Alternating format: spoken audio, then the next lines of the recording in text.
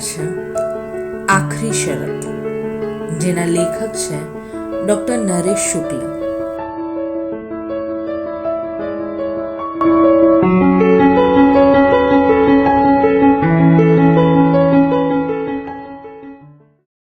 હું શહેરમાં રહી અભ્યાસ કરું. આ વર્ષે દિવાળી કરવા માટે હું મારે ગામડે ગયો. આમ તો મારા ગામમાં ધોળા દાડે કાગડા ઉડતા હોય, શેરીમાં વંટોળિયા હડિયાપાટું કરે, બાકી કાંઈ ન મળે. લોકો ખેતરવાડીમાં પેટીયું કૂટતા હોય, ગામની વજેરીએ 2-4 ડોસા ડગરા ટકા ખંજવાળતા નાકના ફોયણા સાફ કરતા હોય. ડોશિયું છોકરાઓ વાહે કિકિયારા કરતી ઘરે માચીએ બેઠી હોય, બજરના સડાકા મારતી. માસ્તરો વચ્ચે વચ્ચે જાગીને ટેબલ પર ધોકા પછાડી લે.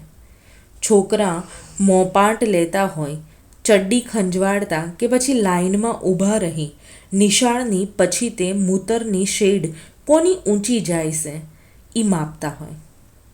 સાંજ પડે ને ગામ ભરાવા માંડે. ઘેર ઘર કલબલાટ ઉભરાવા લાગે. ચરીને પાછી વળતી ગાય ભેંસોના ભાંભરડા, લોટ દળવાની ચક્કીનો પુક પુક અવાજ, એમાં અચાનક શરૂ થતી રામજી મંદિરની આરતીની ધણધણાટી ને કોઈના રેડિયો પરથી દળદળતું ગીત કે ભજન. હવામાં બાજરીના રોટલા ને તીખા તમતમતા શાકની ખુશ્બુ પ્રસરી જાય. ગામ આખું એ સ્વપ્ન જેવું ધૂંધળું બની ધબકી ઉઠે. હું વાળું કરીને ભાગું મારા કાયમી થાનકે. ગામ બહાર પાદરથી થોડે દૂર અલખના ઓટલા જેવા પાડિયાને ઓટલે મારા લંગોટિયા ભેરુઓ હરખે ભેટે. સુખ દુઃખની વાતો થાય. એમાં આધેડથી માંડી 1-2 ભાભાએ આવતા હોય. જેવો રંગ એવી વાતો જામી પડે. કોઈ ભજન લલકારે, ક્યારેક પોતિયા ઢીલા લોકોની વાતુએ નીકળે. અલક મલકની ચટકીલી વાતો વચ્ચે રાત જામતી જાય. વચ્ચે બીડીની થોકડી પડી હોય, કોક તમાકુ મસળતો હોય. એક રાતે આવો જ ડાયરો જામેલો. વાતોના તડાકા ચાલતા હતા. ખેંગાર રાણકને કેમ ઉપાડી ગયેલો, ત્યાંથી માંડીને આજ અમેરિકા યુદ્ધે ચડવાનું છે ની માથા વિનાની વાતો ચાલે. દિવાળી એકદમ નજીક. ત્યાં આ નવા દાડા કહેવાય. રાત વરતનું સાચવવું પડે, નહીંતર જોડ ઝપટ આભળી જાય એવી માન્યતા.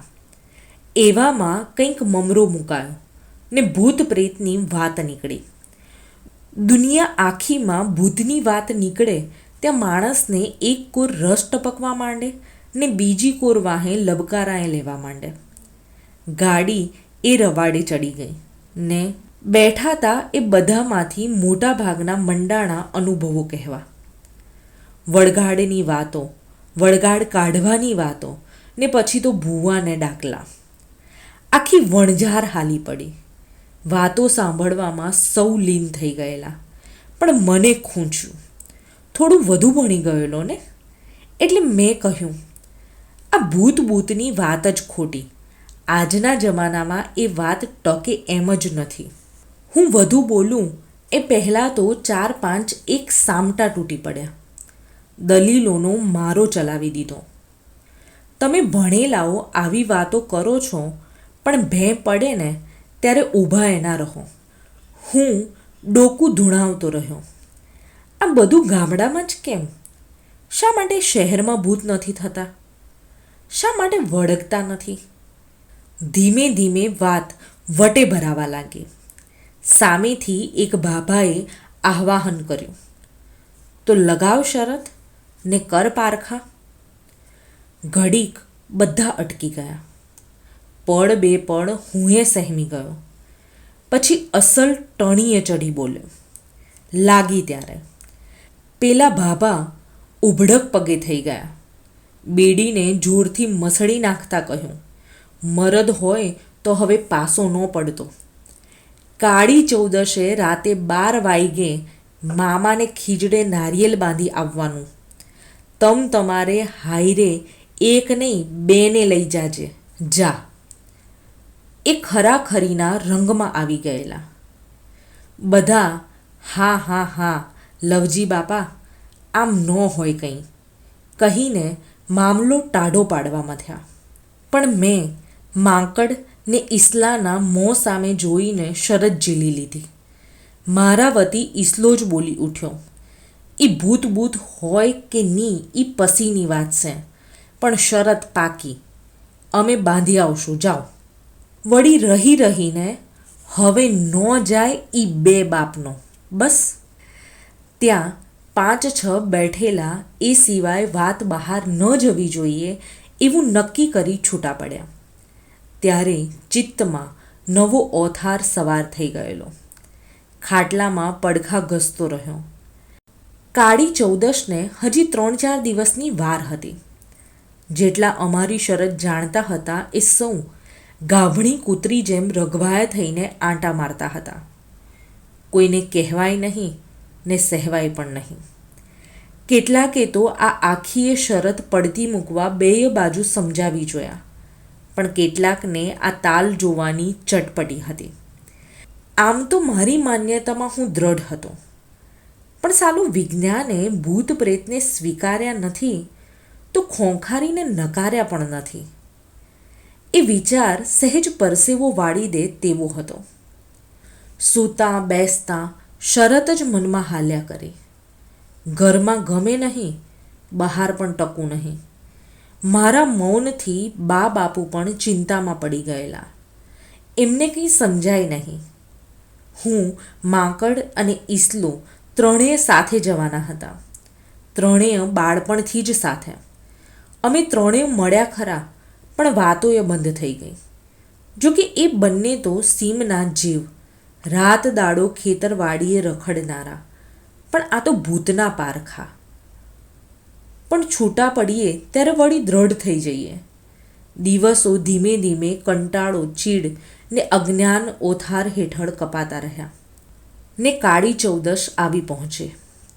સવારથી સાંજ પડતા મારો દમ નીકળી ગયો.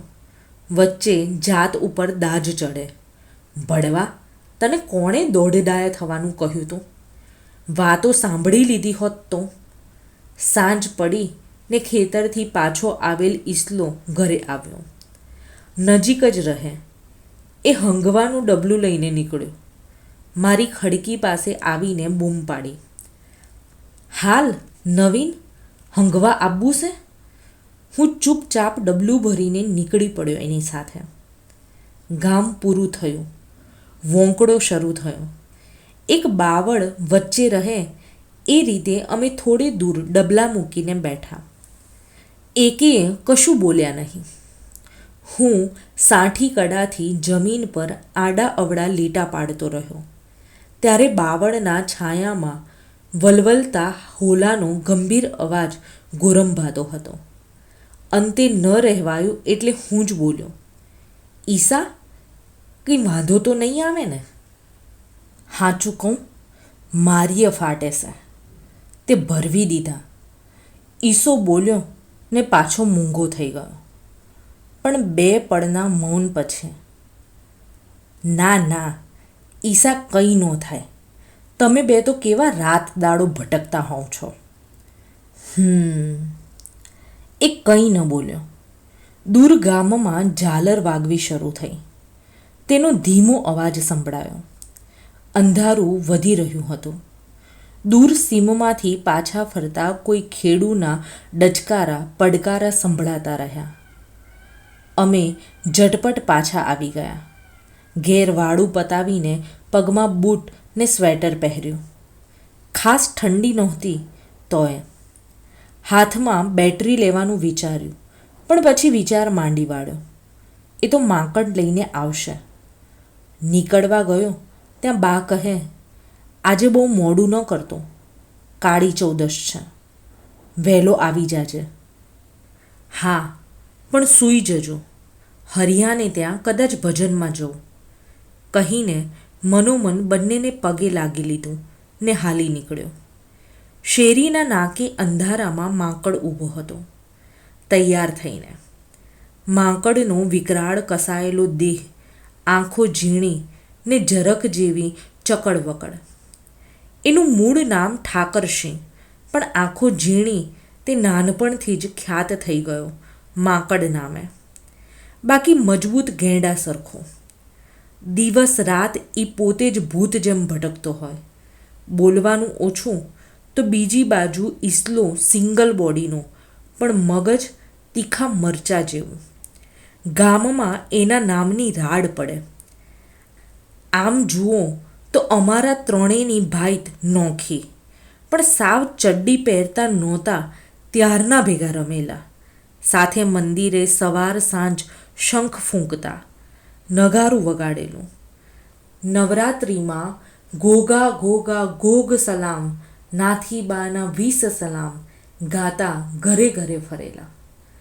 વિયાયેલી કૂતરીના રભડા ગલુડિયા પર હક જમાવવા બાજેલા ને પછી સાથે મળી કાળી ધોળી કૂતરી વિહાણી ધાન ધોકો આલો ની ફેરીઓ મારેલી. તળાવમાં નાગા થઈ ધૂમકા મારેલા ને પછી ઘરે એક સાથે માર ખાતા. છાના માના બીડીઓ તાણેલી. એવા ભાઈબંધ મને મળી ગયેલા. બેય તૈયાર થઈને આવેલા.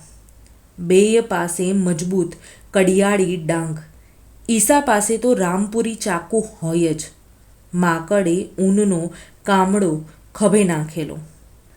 પગમાં 1.5 શેરના જોડા. ખિસ્સામાં બીડીની થોકડી ને બાકસ. વખતે કામ આવે. માકડ પહેલી વાર બોલ્યો, બામણભાઈ તિયાર? હોવ ઠાકરસિંહ. આજે એનું અસલી નામ બોલી ગયો. હાલો તાણે કહીને બીડી હેઠી નાખતા પગ ઉપાડ્યા. ગામ પાદરના પાળીએ પહોંચ્યા ત્યાં અમારો વિરોધ પક્ષ ને નવા 2-3 જણ ઊભેલા. આખોએ જમેલું ઉપડ્યું ગામ બહાર થોડે દૂર આવેલ હનુમાનજીની દેરીએ. અહીં સુધી બધાએ સાથે આવવાનું હતું. ત્યાર પછી નદીના પટમાં 1-1.5 કિલોમીટર દૂર સ્મશાન શરૂ થાય. એ વિશાળ વેરાન સ્મશાનની વચ્ચોવચ્ચ એક ખીજડો. એ ભૂતોનું ઘર. ત્યાં મામો થાય એટલે એ મામાનો ખીજડો. અમારે ફેલ વટાવી ત્યાં પહોંચવાનું હતું. એ ખીજડે શ્રીફળ ને ચૂંદડી બાંધી આવવાની એ શરત અમારી. વળતી સવારે એ લોકો ખાતરી કરી આવે એટલે હાર જીતનો ફેંસલો થાય. દેરી આવી ગઈ.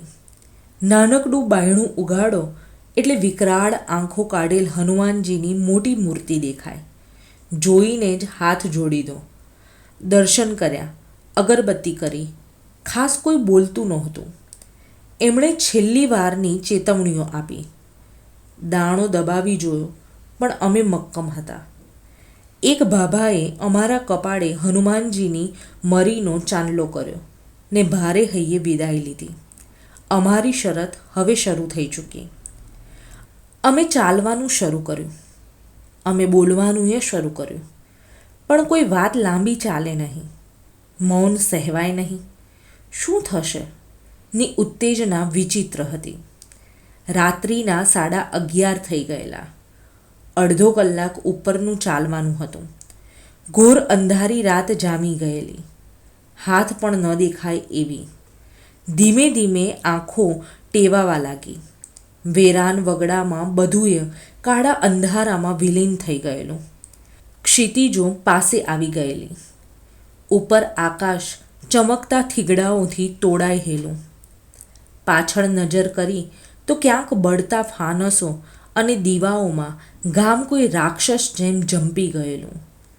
ભસતા કૂતરાઓના ભેંકાર અવાજોને તાણી લાવતી લહેરખી આવે ને શરીરમાં લખલખું વ્યાપી જાય. ઊંચા ઝાડવા નામ માત્રના. ધરતી પર જીપટા, બોરડી ને કેરડના ઝૂંડ ઉગી નીકળેલા. એમાં ભરાઈને એકધારા મચી પડેલા તમરાઓનો કર્કશ અવાજ. માથા પર છાન ગપતિયા કરી જતા ચામાચીડિયાની ઉડાન અને વચ્ચે હલબલાવી નાખતી ચીબરીની કિકિયારી શરીરમાં શીશા જેમ પ્રસરી જતી. ત્રણેય એકબીજાની પાસે ખેંચાઈ જતા. પ્રયત્ન કરીને વાતો કરવા મથીએ. નદીની રેત શરૂ થઈ ગયેલી એટલે ચાલવાની ઝડપ ઘટી. ત્રણેય બીડીઓ સળગાવી. મને ઉધરસ ચડી ગઈ. પાણી યાદ આવ્યું. હતું નહીં. ગળામાં સોંસ વધતો ચાલ્યો. હવે સ્મશાન ભૂમિમાં આવી પહોંચેલા. આખું એ સ્મશાન એની સદીઓ જૂની એકલતા લઈને આવકારવા તૈયાર હતું. દૂરથી શિયાળિયાની લારી સંભળાઈ. અચાનક જ દૂર સ્મશાનમાં તણખાઓ ઊંચે ચડતા દેખાયા. આછો પ્રકાશ ફેલાયો. ત્યાં મારો જીવ આંખમાં ભરાઈ ગયેલો. ઈસલો ને હું નજીક દબાયા. માંકડે એક ડગલું આગળ માંડ્યું ને ઝાટકાથી પાછો ફર્યો. અમે હબક ખાઈ ઊભા રહી ગયા. માંકડે એનું મોં નજીક લાવી સાવ દબાતા અવાજે કહ્યું, ભેણ ખોલ, માર્યા ઠાર. એલા, આ તો ભૂલી જ ગયેલા. ઘડીક ત્રણેય મૂંગા થઈ ગયા. મગજ બેર મારી ગયું. કંઈ સમજ ન પડી. વાત જાણે એમ બનેલી કે અમારા ગામમાં મેરિયો રાવળ રહે. મોટા તાવડા જેવું પેટ, પેટ ઉપર ઉપસી આવેલ વિશાળ દૂંટી, કાળો ભમ્મર, બગલમાં વાળના ગંધ મારતા ગૂંચળા, ઉપર કાળી કોટી પહેરી હોય, કમર નીચે ટૂંકી પોતડી, લબડતી મૂછના થોભિયા ને વાળ ખુલ્લા કરે એટલે પેટથી વાંસા સુધી પથરાયેલા હોય. ગળામાં રાતા પીળા ને કાળા રંગના ચિત્ર વિચિત્ર બેરખાની 2-3 માળાઓ. આંખો ઘુવડ જેવી મોટી તગતગતી લાલ ઘૂમ. દાંત મોટા ને બહાર ધસી આવેલા પીળા પરચક. આખો દી કશુંક અગડમ બગડમ બબડતો હોય. દારૂથી છલોછલ ભરેલો. એક પગમાં ચાંદીનો મોટો તોડો પહેર્યો હોય.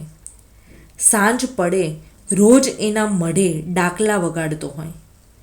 દાણા નાખે, જોડ ઝપટ વળગાડે ને એનું મારણ કરે. એ ધારે એનું ધનોત-પનોત કાઢી નાખે. એટલે ગામમાં એનાથી સૌ છેટા ભાગે. જો કે એ ગામમાં ભાગ્યે જ આવતો ક્યારેક બીડી તમાકુ લેવા. ચલમ ફૂંકતો હોય કાયમ. મોજમાં હોય ત્યારે માતાની રેગડીઓ લલકારે ને ધોળી સળગાવે. એ દર કાળી ચૌદસે સ્મશાનમાં સાધના કરે એવી ગામમાં વાતો ચાલે. આજે નજરે દેખી. અમે આ વાત ભૂલી જ ગયેલા. કોઈને યાદ નહીં આવેલું. હવે શું કરવું? અમે મૂંઝાણા. હવે ખીજડે જવામાં જોખમ. એ વિફરે. પાછા વળીએ તો શરત હારી જઈએ. બરાબર ના ફસાયા. કરવું શું? છેવટે અમે થોડી રાહ જોવાનું નક્કી કર્યું. આમે મને મેરિયાની સાધનામાં રસ પડવા લાગેલો. એટલે ત્રણેય જણા એક કેરડાના ડુંગા પાછળ રેતીમાં લાંબા થઈ સંતાઈ ગયા. પડ્યા પડ્યા આંખો ખેંચી જોવા લાગ્યા.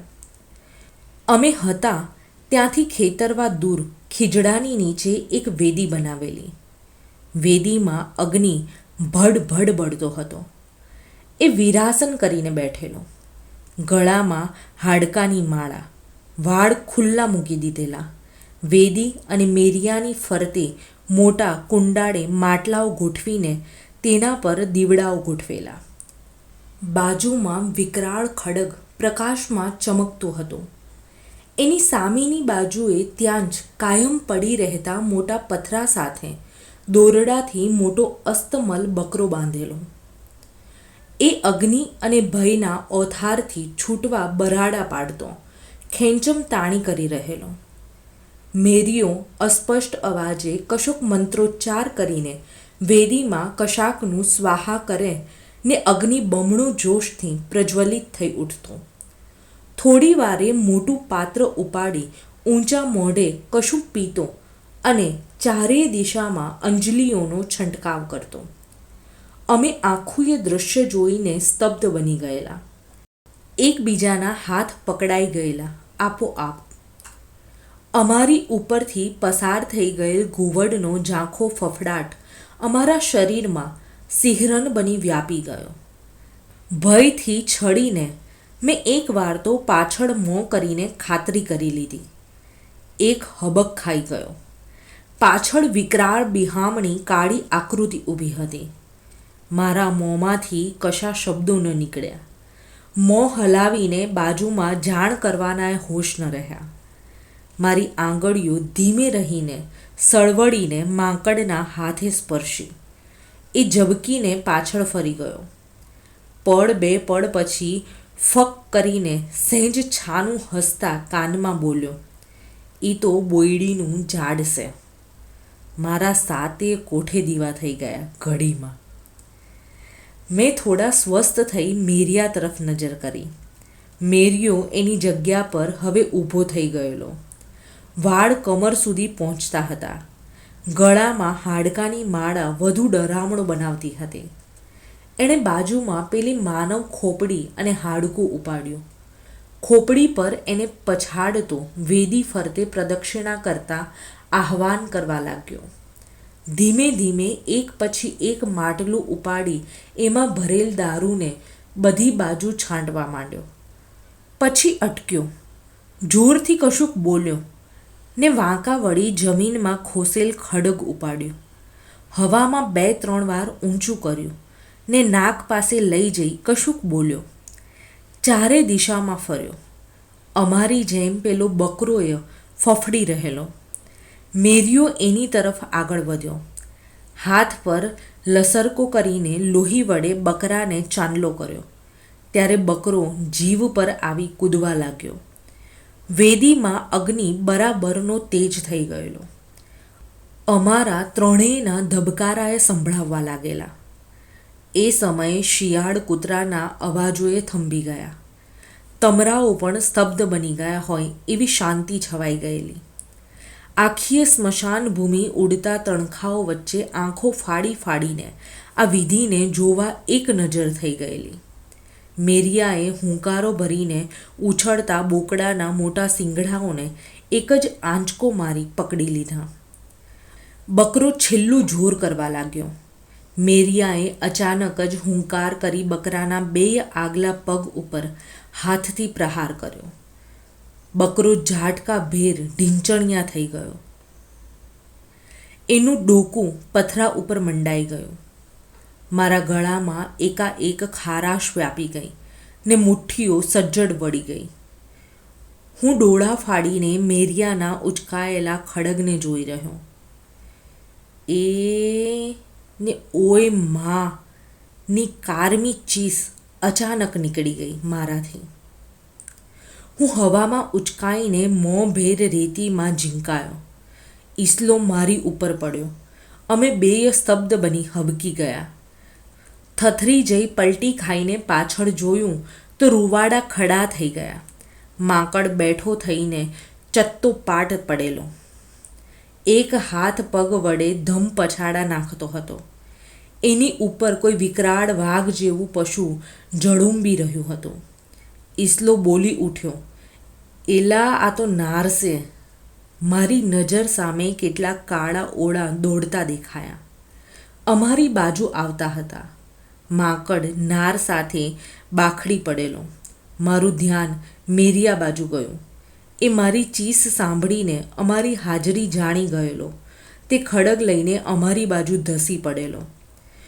વિકરાળ ડાંફ ભરતો ખુલ્લા ખડગ સાથે ગાળો ભાંડતો એ તો આવ્યો.